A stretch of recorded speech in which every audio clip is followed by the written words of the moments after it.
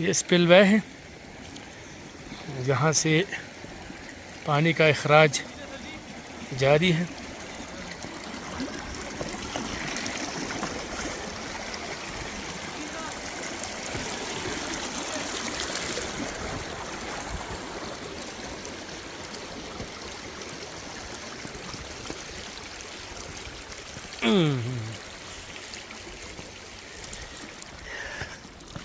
बहुत ही प्यारी खूबसूरत मंजर है ये। अगर आप देखें, नील को पानी